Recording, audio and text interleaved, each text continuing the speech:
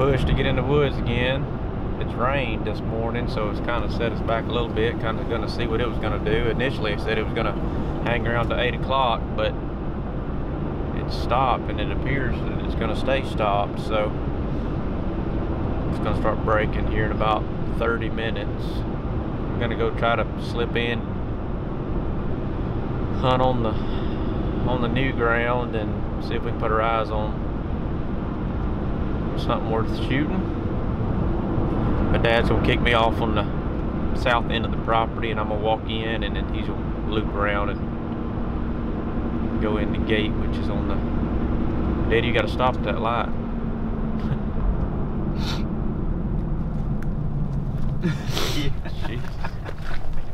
Rain appears to be out of here. It's still and quiet now. Gotta try to get in here without sounding like a bull in a china factory. And the quicker we can make this happen, the better. I got up in this tree. Still got my headlamp on apparently. What a rodeo. I was on my top stick and had a little buck. Oh man, there's a deer out there. Gosh dang it. Looks like a big deer. I need to go.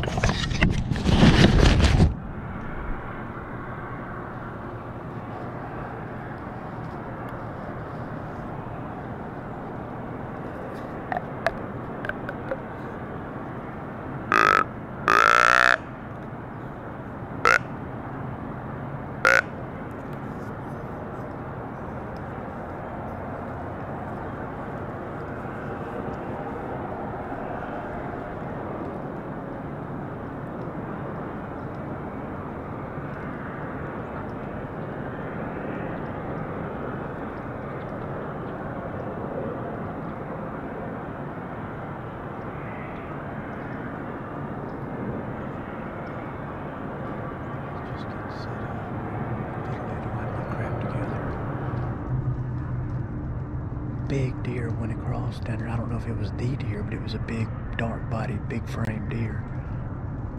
I grunted at it, and I think it come back out and looked this way, but just gotta be careful, make sure that joker ain't coming.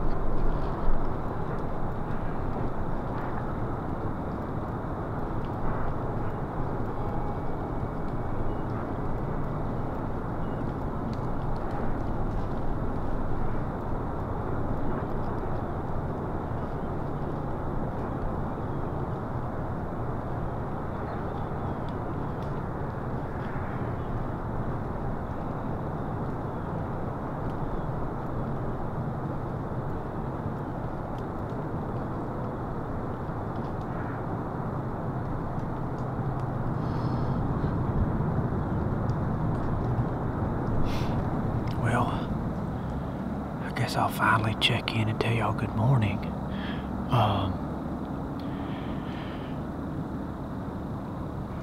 Wow.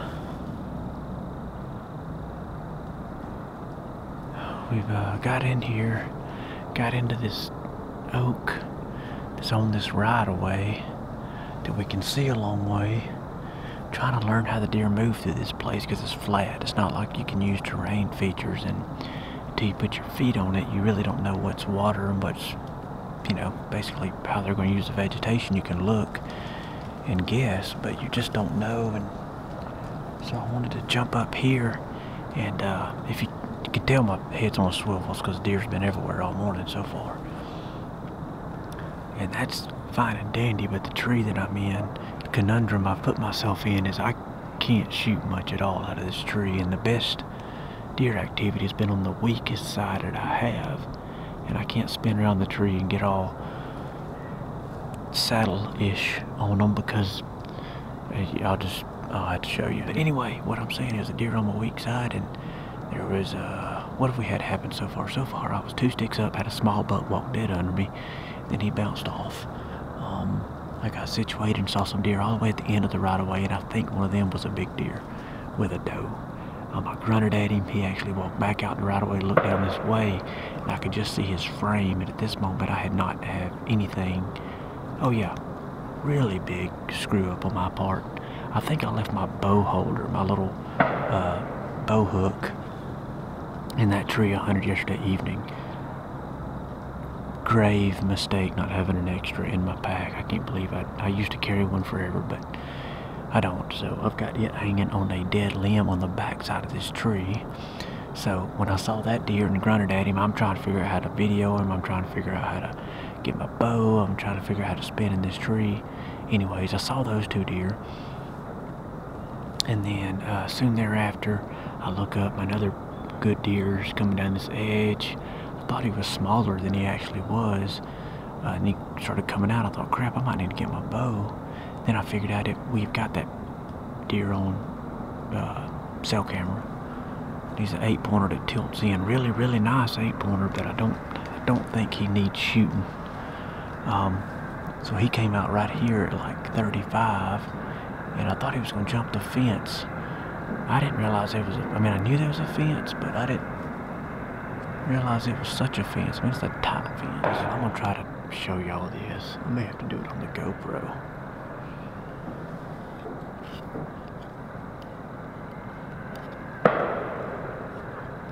As you can tell, the shooting range has officially kicked off their day. Alright, I'm going to use the GoPro so that you can get a wide angle and try to figure out. I'm in this big oak, the tree limbs. I'm having to be extremely squatted with my approach. You can see how far my tether is up there, because most of the deer activity's been down this fence line to my weak side, and I'm just standing on this oak limb right here and spinning all the way around because I can't stand on my platform and spin because that limb's in the way. You can't go higher because the tree branches off and all kind of jazz. We're only about, I'd say, 14 feet at the most. We got a heck of a right-of-way we're looking down, but most of the activity has been right here. So I got my bow, since I forgot my bow holder, hanging on this dead limb, which is sturdy enough, on the back side of the tree. So it has been it's interesting.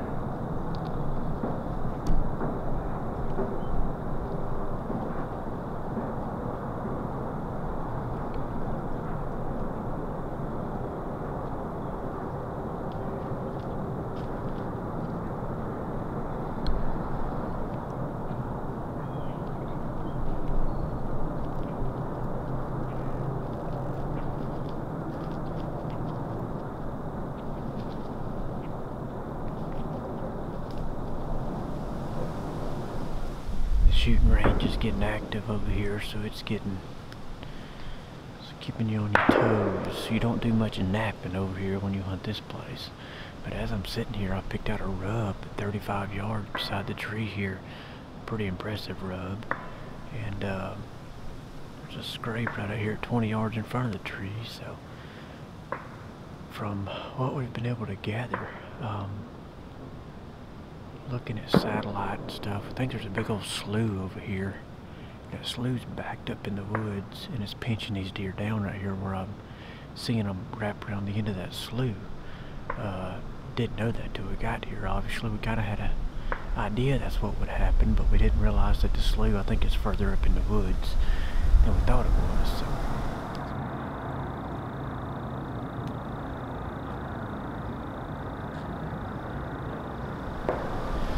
It's a 11:15. About to get down. And to get down, slip out. I gotta get a tree step or something to put my bow on. And then we'll put together a game plan for this evening. I really like this spot. It really laid out a lot better than we even thought it was going to. So I may be back. Not 100%, but I do like the way this lays out. So probably not this last set we'll throw at this spot right here, but for now, I think we're gonna call it a morning. Welcome to the evening edition. I've got a lot more clothes on this morning. Wind's blowing about 40-11, and I'm gonna hunt these sticks behind me. This is the spot my dad killed the buck yesterday, so I'm gonna try it in the evening. The deer are on their feet. The reason I'm in this stand because he saw a pile of those, and from what we can tell today, the switch has flipped and all the mature deer we're seeing are on their feet, and they're right on the tail of the does. And so that's about all the strategy we have, and I'm getting up. A couple deer just come way out down that dike road. Anyways, let me redo this. It's 3:45. We're situated here. The wind is ripping out of the northwest.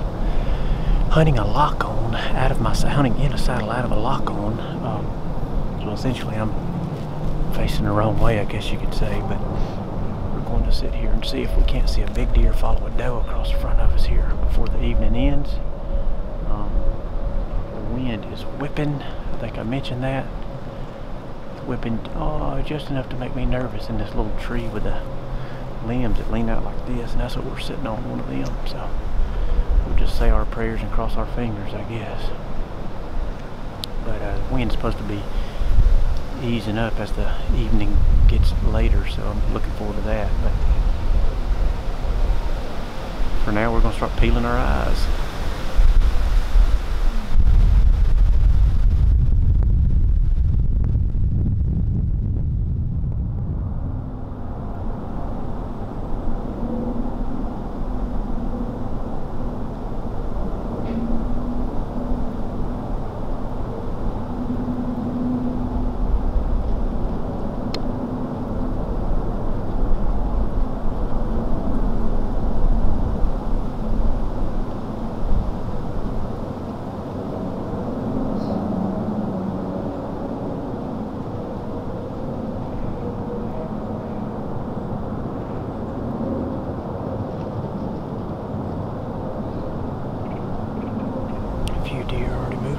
Small buck bumping some does.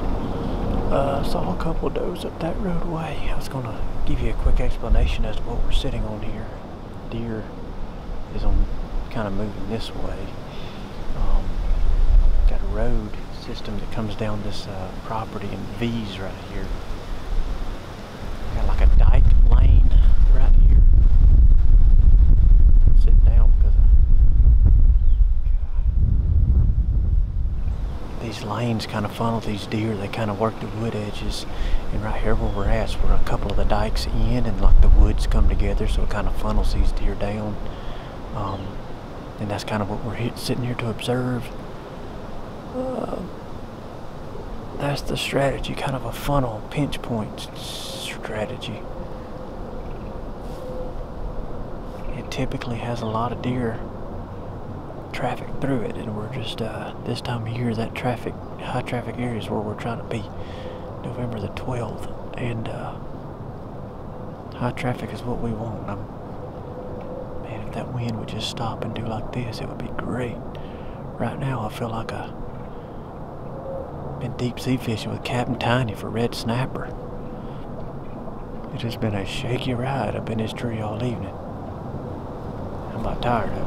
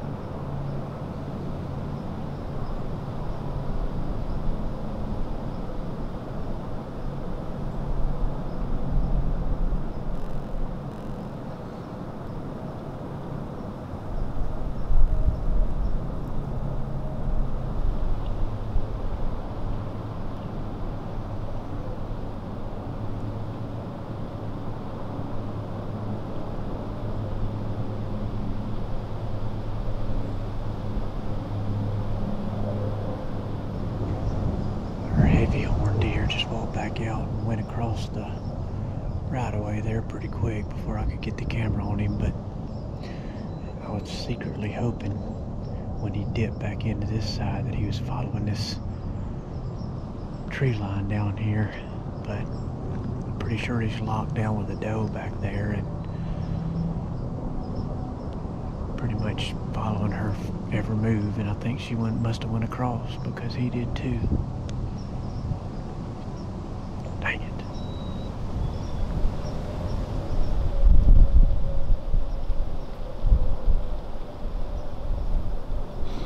Well, heck.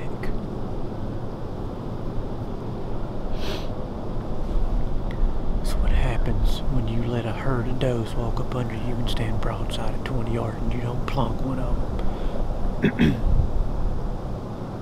Patience just doesn't work out in this game. If I'd have shot all 4 of them, he'd have walked down here. Or 5 of them. If I'd have shot 4, well, I'd had to shoot 4 because I ain't got 5 arrows, but I'm acting like one of them TV hunters that just shoots mature bucks and lets all the does walk around and sniff and stuff, and